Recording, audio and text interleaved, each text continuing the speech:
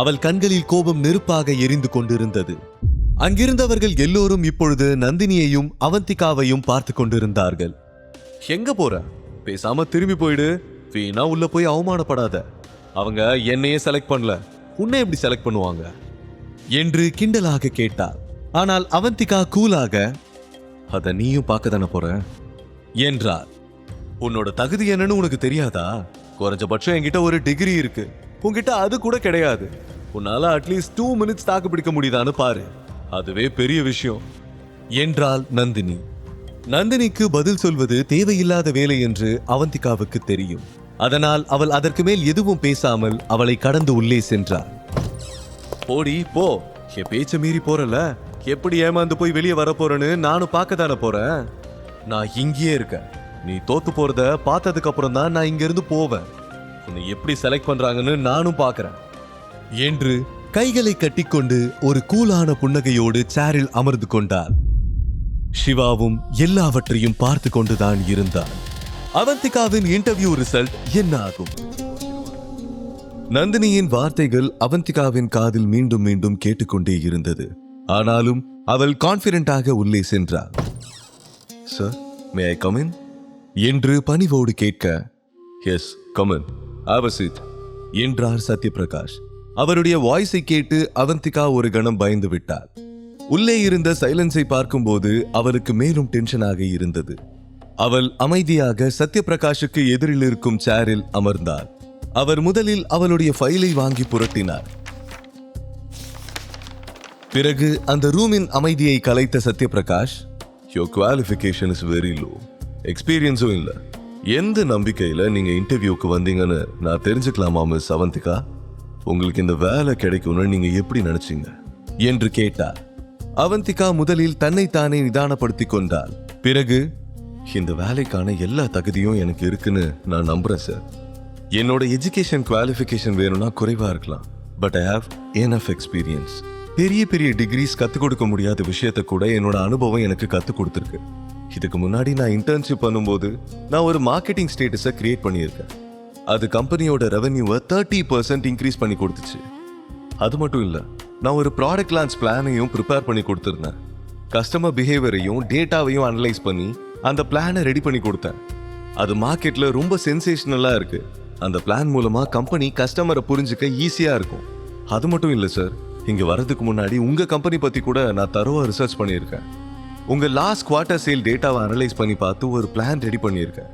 அது உங்க கம்பெனியோட ப்ராடக்ட் மார்க்கெட் பெனிட்ரேஷனை 20% இன்க்ரீஸ் பண்ணும். AI machine learning tools use பண்ணி ஒரு ப்ரெடிக்டிவ் மாடல் ப்ரிப்பேர் பண்ணியிருக்கேன். அது உங்க சப்ளை செயினை ரொம்ப எஃபிஷியண்டா மாற்றும். எஜுகேஷனை என்னால் கம்ப்ளீட் பண்ண முடியல, அதுக்காக நான் அப்படியே விட்டுடல. இன்னைக்கு இன்டர்நெட்ல எல்லாமே அவைலபிள். நான் செல்ஃபா நிறைய கத்துக்கிட்டேன். என்னோட dedication, creativity, problem solving skills எல்லாமே பெட்டரா இருக்கும் சார்.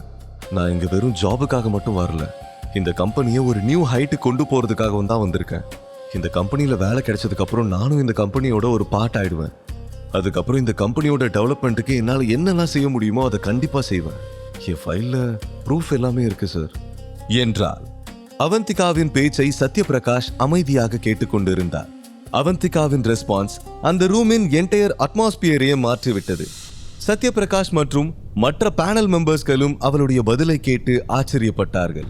அவளுடைய வார்த்தைகள் ஒவ்வொன்றும் ப்ரொஃபஷனலாகவும் கிளியர் அண்ட் கான்ஃபிடென்ட்டாகவும் இருந்தது. அவள் பேசியதை கேட்ட பிறகு சத்யபிரகாஷ் அவளை பார்த்து நம்பிக்கையோடு ஸ்மைல் பண்ணினார். அவந்திகாவின் பதிலை கேட்டு அவர் இம்ப்ரெஸ் ஆகிவிட்டார் என்பது அந்த ஸ்மைலில் இருந்து தெளிவாக புரிந்தது. ஆனாலும் அவர் இன்னும் முழுமையாக கன்வின்ஸ் ஆகவில்லை. I am impressed. உங்க ஹார்ட் ஒர்க்கும் திறமையும் நல்லா இருக்கு. But Avantika, still your qualification is not up to the mark. அதனால நான் உங்களுக்கு ஜஸ்ட் 3 months இன்டர்ன்ஷிப் மட்டும்தான் கொடுக்க முடியும். அந்த பீரியட்குள்ள நீங்க உங்க டேலண்ட்டை ப்ரூவ் பண்ணி உங்க போஸ்ட்டை தக்க வச்சுக்க வேண்டியது உங்க பொறுப்பு என்றார். அதை கேட்ட அவந்திகாவின் முகம் சந்தோஷத்தில் பிரைட் ஆகிவிட்டது. ரொம்ப தேங்க்ஸ் சார், நிச்சயமா நான் ஹார்ட் ஒர்க் பண்ணுவேன், உங்க நம்பிக்கை ஏமாத்த மாட்டேன் என்று சந்தோஷமாக கூறினார். கங்க்ராச்சுலேஷன்ஸ் அவந்திகா என்றார் சத்யபிரகாஷ். அவந்திகா நிம்மதியோடு சத்யபிரகாஷின் இன்டர்வியூ ரூமில் இருந்து வெளியே வந்தாள். நந்தினி வெயிட்டிங் ஏரியாவில் அவளுக்காக வெயிட் பண்ணி கொண்டிருந்தாள். அவள் ஏமாற்றத்தோடு திரும்பி வருவதை பார்க்க வேண்டும் என்று ஆவலோடு காத்திருந்தாள். அவள் ரிஜெக்ட் ஆகி வெளியில் வருவாள். அவளை அவமானப்படுத்த வேண்டும் என்று ஆசையோடு இருந்தாள். ரிஜெக்டட்னு சொல்றதுக்கு இவ்வளோ நேரமா? இன்னும் உள்ள என்ன பண்ணிக்கிட்டு இருக்க அவந்திகா? ஒருவேளை வெளியில வந்தா எப்படியோ நான் உன்னை கிண்டல் பண்ணுவேன்னு நினைச்சு உள்ளே இருக்கியா என்ன? எவ்வளோ நேரம் உன்னால உள்ள ஒளிஞ்சிருக்க முடியும்? எப்படியும் வெளியில வந்துதானே ஆகணும். இன்னைக்கு இருக்குடி உனக்கு என்று நினைத்து கொண்டிருக்க சிறிது நேரத்தில் இன்டர்வியூ ரூம் கதவு திறக்கப்பட்டது. அந்த கேப் வழியாக உள்ளே நடப்பதை அவளால் தெளிவாக பார்க்க முடிந்தது. அதை பார்த்து எல்லோரும் ஷாக் ஆகிவிட்டார்கள். நந்தினியால் அதை நம்பவே முடியவில்லை. திறந்த வாயை மூட முடியாமல் பார்த்து கொண்டிருந்தாள். ஏனென்றால் சத்யபிரகாஷ் அவந்திகாவுக்கு அருகில் நின்றபடி ஹேண்ட்ஷேக் செய்து கொண்டே, ஃப்ரம் டுடே ஆன்வர்ட்ஸ் நீங்க தான் தர்மா குரூப்ஸோட ப்ராடக்ட் மேனேஜர். நாளைக்கு ஆபீஸுக்கு வந்து டாக்குமெண்ட்ஸ்ல சைன் பண்ணிட்டு ஜாயின் பண்ணிடுங்க என்று எல்லோருக்கும் கேட்கும்படி அவந்திகாவிடம் பேசிக் கொண்டிருந்தார். அதை கேட்டு மற்ற கேண்டிடேட்ஸ் ஏமாற்றம் அடைந்து விட்டார்கள். இதை கேட்ட நந்தினிக்கு தலை முதல் கால் வரை ரத்தம் கொதித்தது. அவளால் தன்னுடைய காதுகளையே நம்ப முடியவில்லை. தான் கேட்டது உண்மையா இல்லையா என்ற குழப்பத்தில் நின்று கொண்டிருந்தாள். அவந்திகா வெளியில் வர கோபத்தோடு அவளிடம் சென்று அவள் கையை பிடித்து உலுக்கியபடி, உனக்கு மட்டும் எப்படி வேலை கிடைச்சது என்று கத்தினாள். ஆனால் அவந்திகா மிகவும் கூலாக, பிகாஸ் ஆஃப் மை டேலண்ட், போதுமா என் கையை விடு என்றாள். இதையெல்லாம் சிவா தன்னுடைய செல்போனில் பார்த்து கொண்டிருந்தான். அவந்திகா செலக்ட் ஆனதை பார்த்து அவன் அடைந்த சந்தோஷத்துக்கு அளவே இல்லை. அவந்திகாவை விட அவன்தான் மிகவும் சந்தோஷப்பட்டான். உடனே தன்னுடைய கான்டாக்ட் லிஸ்டை திறந்து ஒரு நம்பருக்கு டயல் செய்தான். சிவமகேஸ்வரன், இமீடியட்டா ஒரு பிரைவேட் லஞ்ச் ரூம் புக் பண்ணுங்க. We are arriving there within 1 hour. அவன் ஒரு 5 ஸ்டார் ஹோட்டலுக்கு கால் செய்திருந்தான். அவந்திகா இன்டர்வியூவில் செலக்ட் ஆனதற்காக அவளுக்கு ஒரு ட்ரீட் கொடுக்க வேண்டும் என்று நினைத்தான். முதலில் அவந்திகாவை லஞ்சுக்கு அழைத்து சென்றுவிட்டு பிறகு வீட்டிற்கு சென்றவுடன் அவளுக்கு சர்ப்ரைஸ் கொடுக்க வேண்டும் என்று நினைத்தான். அவன் அவந்திகாவின் ரூமை அவனே டெக்கரேட் செய்ய விரும்பினான். அந்த ரூமுக்குள் இருக்க வேண்டிய எல்லா பொருட்களையும் அவனே வாங்க வேண்டும் என்று ஆசைப்பட்டான். அதனால் பிரைவேட் ரூமை புக் செய்த பிறகு பல்வேறு இன்டீரியர் டிசைனர்ஸின் வெப்சைட்டை ஓபன் செய்து தேவையான பொருட்களை சர்ச் பண்ண ஆரம்பித்து விட்டான். நீண்ட நேர தேடலுக்கு பிறகு சிவா அவந்திகாவின் பெட்ரூமுக்கு ஒரு விண்டேஜ் கிளாக்கையும் சில ஓவியங்களையும் ஆர்டர் செய்தான். சிவாவும் சரி அவந்திகாவும் சரி தீவிரமான சிவபக்தர்கள் என்பதால் சென்டிமெண்டாக சிவன் சிலை ஒன்றையும் ஆர்டர் செய்தான். அவன் அவந்திகாவுக்கு ஒரு ஆடம்பரமான வாழ்க்கையை கொடுக்க வேண்டும் என்று நினைத்தான். அவளுடைய ரூமில் இருக்கும் ஒவ்வொரு பொருளும் அவளுக்கு பிடித்த பொருளாக இருக்க வேண்டும் என்பதில் அவன் எந்த காம்ப்ரமைஸும் பண்ணிக்கொள்ள தயாராக இல்லை. அதற்காக அவன் மிகவும் கடினமாக தேடினான். சிவா அவளை நினைத்து மிகவும் பெருமைப்பட்டான். அவளுடைய புத்திசாலித்தனத்தையும் நம்பிக்கையையும் பார்த்து சிவா மிகவும் ஆச்சரியப்பட்டான். இன்று அவனுடைய சந்தோஷத்துக்கு அளவே இல்லை. அதே நேரம் நந்தினி மிகுந்த கோபத்தில் கொதித்துக் கொண்டிருந்தாள்.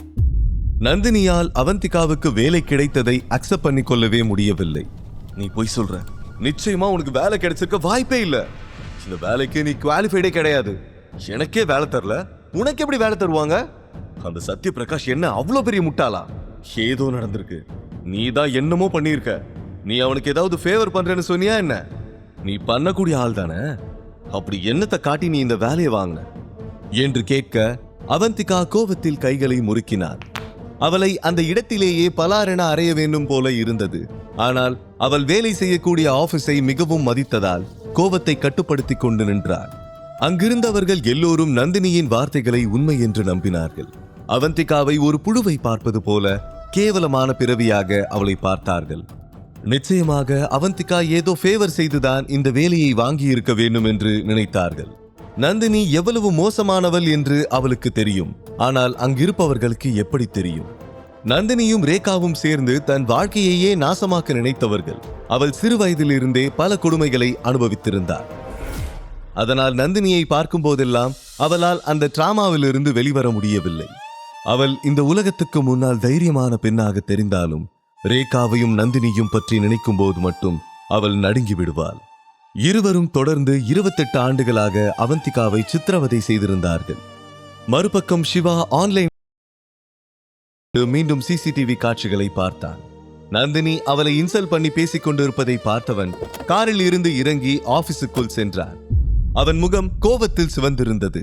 உள்ளே வந்தவுடன் நந்தினியை நேருக்கு நேர் பார்த்து, அவளை கை நீட்டி பேச நீ யாரு? அவளை பத்தி தப்பா பேச உனக்கு என்ன அருகதை இருக்கு? கிளப்ல நீ அந்த தேவுக்கு என்ன ஆஃபர் பண்ணேன்னு மறந்துட்டியா? நான் வேணா ஞாபகப்படுத்தட்டுமா என்றார். சிவாவின் வார்த்தைகளை கேட்ட நந்தினிக்கு உடம்பெல்லாம் தீப்பற்றி எரிவது போல இருந்தது. எவ்வளவு தைரியம் இருந்தா அவளுக்கு சப்போர்ட் பண்ணி என்ன எதிர்த்து பேசுவ? உங்க 2 பேரும் என்ன பண்றேன்னு பாரு. உங்க 2 பேருக்கும் என்ன பழி வாங்கணும்னு ஏதாவது நினைப்பு இருந்தா அதை இப்பவே மறந்துடுங்க. இந்த நந்தினிய பகைச்சுக்கிட்டு ஜெயிச்சவங்க யாருமே இல்ல, அது உனக்கே நல்லா தெரியும். இதுக்கெல்லாம் நான் உன்னை நிச்சயமா பழி வாங்குவேன். ஏதோ இன்டர்வியூல செலக்ட் ஆயிட்டா போதுமா? இந்த வேலை இல்லைனாலும் நான் ஒரு கம்பெனிக்கு முதலாளி தான்.